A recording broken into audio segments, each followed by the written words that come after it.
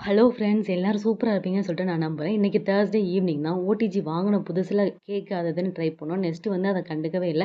So இன்னைக்கு egg puff வந்து try பண்ணலான்னு சொல்லிட்டு அதான் ட்ரை பண்ணியிருக்கேன். இது ஃபுல்லா பட்டர்ல தான் செய்யணும். நம்மள்ட்ட பட்டர் இல்லாதனால, அதுக்கு ஆல்டர்னேட்டிவா ஏதாவது இருந்தானே ஆகணும்னு யூடியூப்ல தேடி தேடி தேடி இந்த மெத்தட கண்டுபிடிச்சாச்சு.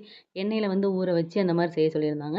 நானும் ட்ரை பண்ணேன். ஃபர்ஸ்ட் டைம் வந்து ட்ரை பண்றதுனால டேஸ்ட் எப்படி இருக்குமோன்னு சொல்லிட்டு நான் ஃபுல்லா ரெசிபி வந்து ஷூட் பண்ணல. பட் டேஸ்ட் வந்து சூப்பரா இருந்தது. பட் அவுட்டர் லேயர் மட்டும் அந்த கடையில கிடைக்கிற மாரி லேயரா அந்த மாரி இல்ல. அதர்வைஸ் டேஸ்ட் வந்து சூப்பரா இருந்தது. ஸோ நெக்ஸ்ட் டைம் வந்து கண்டிப்பா உங்களுக்கு நான் ரெசிபி ஷேர் பண்றேன்.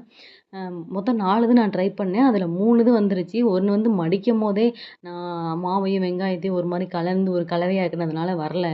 ஸோ கடைசியா நமக்கு கிடைச்சது 3 தான். நைட்டு வந்து ரசமும், உருளைக்கிழங்கும் தான் வச்சிருந்தேன். முன்னாடிலாம் நான் ரசம் வச்சா என் வீட்டுக்காரர் தெறிச்சு ஓடுவாரு. இப்பலாம் குடம் குடமா வாங்கி குடிக்கிறாரு.